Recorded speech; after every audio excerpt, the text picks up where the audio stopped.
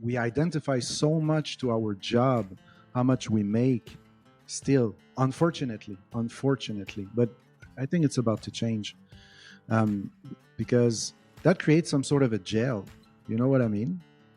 Because if the definition of success change, it's because it's all the little personal definition of success that have changed, right? Constructing your life is about much more than just building a bank account. Each week, join mindset coach Austin Linney as he interviews guests who are constructing their dream lives and impacting the world around them on a daily basis. If you're an entrepreneur or wanting to start a business, or you just want to hear motivating stories of how others have overcome the odds, you are in the right place. And now for your host, Austin Linney.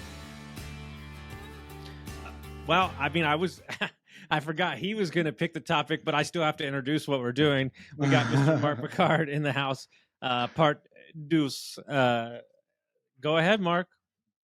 Okay, so what we're doing is we're going on a rant together. We record a couple of little short episodes and we challenge each other with a topic. So Austin doesn't know what we're going to talk about. Austin surprised me in the past episode about love, and I want to bring something up with you, Austin, and that's a curveball. So be careful. All right. In the previous episode where you were talking about your father, and you were saying that in your house there was, you were feeling love but there was no love or something like that, something along those lines, right?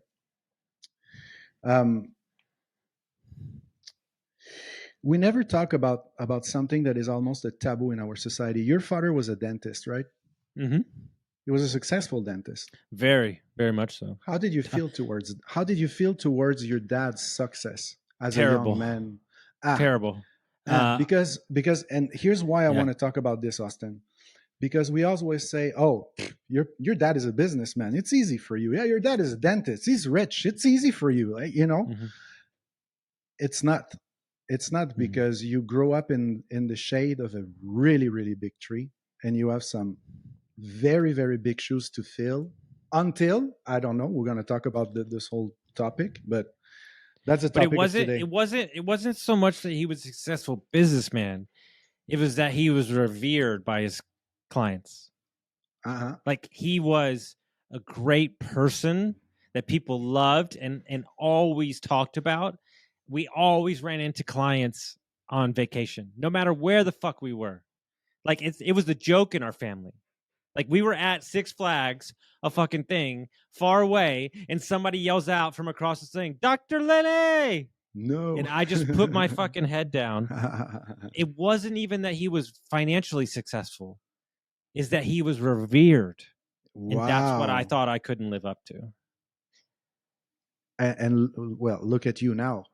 It was a process, for sure. It was a process, but that's interesting, because maybe that's the reason why you chose the path of partying, drinking, 1000%, the hospitality industry, because it's about that. You know what I mean? You're connecting every night. You're drinking every night, so you're connecting with a bunch of different people, and you were a bartender, right? Mm-hmm. Mm-hmm. So you were the king of the night. You and the DJ, more or less. Yeah. Right. Yeah. The bartender, the DJ, like those are, waitress and all that for sure. But those are like figure of, you know what I'm talking about. Well, it didn't help that I absolutely despise school too. Oh, so people have to understand, as we're recording this today, May 7th, whenever, like, of this year, like, college is just now becoming not a thing, like a path. But back when I was, it was, you go to school or you're gonna work at a Waffle House the rest of your life. That was the fucking narrative. Yeah. Like, even my dad's changed his tone, which is crazy to me, right? But it was that. And so I didn't like school. And so, like, you don't understand. People think that Rich Dad Poor Dad changed their life. And yes, it changed my mindset. But when he was talking shit about dentists and doctors and lawyers, that was my freedom to go, oh, I don't need to go to this path. I never in my life had somebody say, you don't have to do that. And when I read it, I go, oh, I'm finally. Jeez, I don't have to do this. Are you going to be a dentist too? Are you going to do this too? Fuck no. 9 years of college? I dropped out of college 3 times. You're out of your mind. No way. I would have never lasted. So that's what I was more scared of, is I couldn't live up to this education thing and being revered. It wasn't, I don't even know. I only know one time how much money he was making because I saw it on his office one time. But that was like later on. But I had no idea. But it was the way that people talked about him.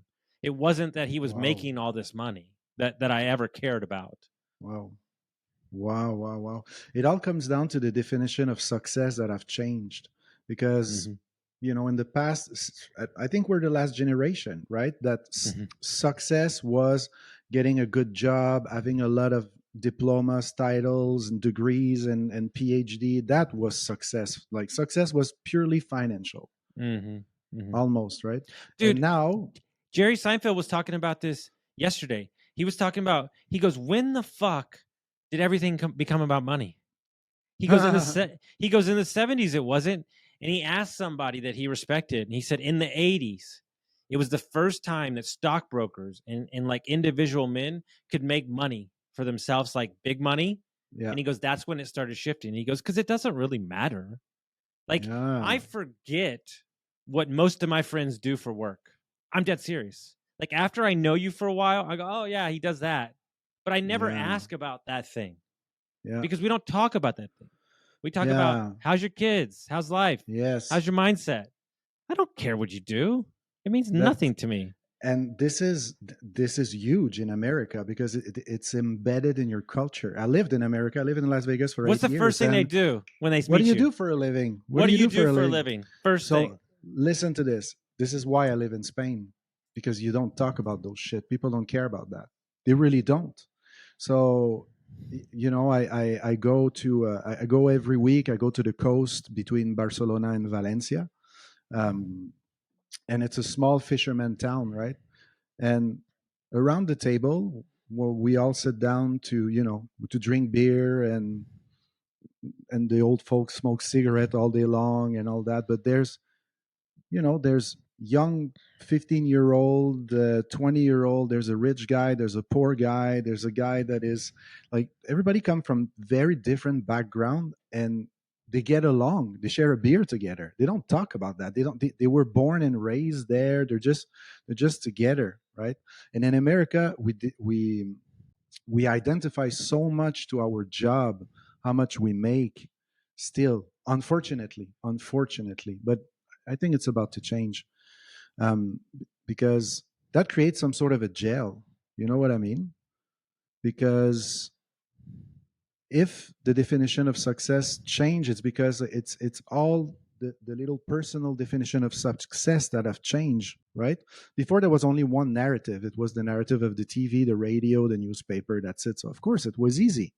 It was easy to think that your only way out was to study, because in newspaper, what do you read? Doctor whatever says this specialist and blah blah, this politician that is also a lawyer did this and that and this and that. And now we're on social media with normal folks can grab their phone, shoot a video that can literally change your life. Right? I remember I saw one short, it was years ago, of a singer somewhere in Hungary that has a house. I was still in Vegas, and I saw his house, like a super simple house. He was growing his food, musician. And I was like, that's the life I want. It changed my life. It was 30 seconds. It was just a little video, like fuck, like this, and boof, my life changed. Back then, I could have never even meet or know that person, right? So my definition of success is the definition of success is very unique to every person, right? So that's why now I think it's easier to navigate if you come from when your parents are very, very successful, let's say, right? Now I think it's easier to find your way. There's more opportunities now. Yeah, I also think it's harder. Yeah, it's harder. It's harder because false expectations have been placed on you when you haven't even put on your socks yet. Yeah. Well, I mean, their dads. I mean, here's the question: how do you think these freaking kids feel? Their dads are worth like 100 million, 1 billion. How the fuck do you think they feel? You wonder why they're doing drugs and acting like psychopaths? because everybody's looking at them go, fuck, I mean, he's got to be great too. Like, what the hell? No. Like, and so they're not even allowed to have an opportunity to grow, right? Dude, I heard something today, dude. Changed my freaking life, dude. What? So he says, I'm about to stump you because I don't think you've ever thought about this ever before. He goes, did you know that trees grow in 2 different directions? Yes.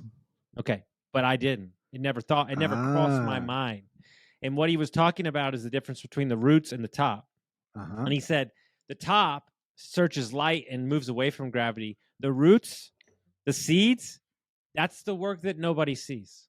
That's the work that you do in the shadows. And he goes, the only reason why the tree's strong is for the work the people don't see.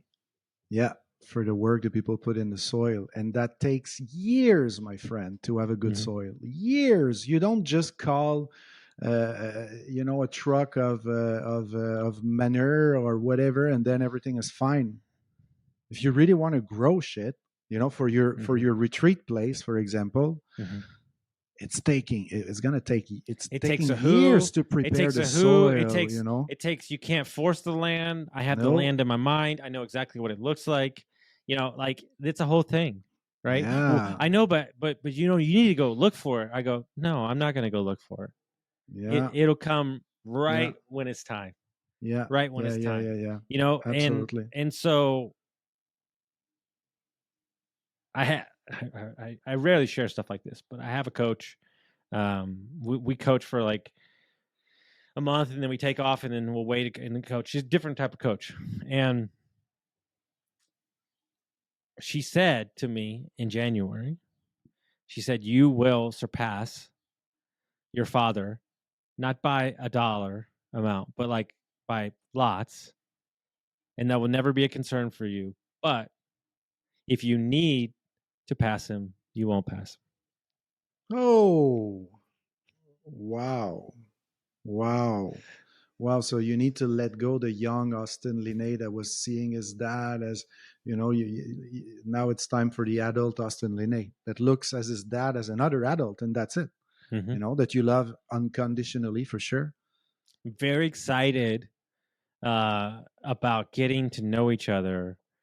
But what I find the most exciting is now my dad's asking me for advice too. Oh, wow. And it's such a weird place to be in when he calls and he's like, "Hey, can I get some advice?" And vice versa, right? I and I love it. I just think it's so cool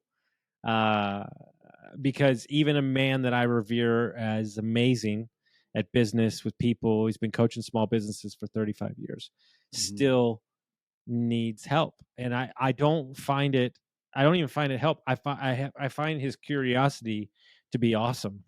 And I hope that when I get his age, I never lose that sense of curiosity to always be trying to get better. Yeah.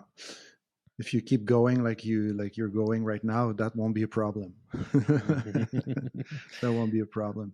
So yeah, it's a challenge. I feel it's a topic that needs to be explored more because there's a taboo around that sort of mindset that because your parents are successful, then everything is easy for you.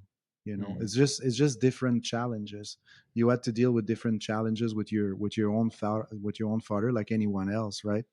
And it's not less or more valuable than someone that start from scratch and the self-made millionaire and all that. It's not better or worse. It's just another story, right? Yeah, 100%. Guys, if you got some value, send it around. We'll see you next time. Guys, let me take a minute to tell you about my buddies over at Lead Hub, Ben and Aaron, the best humans I know. Not only are they amazing at marketing for trade companies, but Ben started his HVAC company in his garage, sold it for multi-million dollars. So when this guy talks, I listen. When we took over Dietz Mechanical, we had 22 reviews in 22 years. In 7 short months, we went from 22 reviews to 107. We went from a 4.2 to a 4.7. We tripled our Facebook presence and we tripled our calls. If you're an HVAC, plumbing, electric, landscaping company, and you're looking for a no BS approach to marketing, you're looking for people who have done it before, you got to go to leadhub.net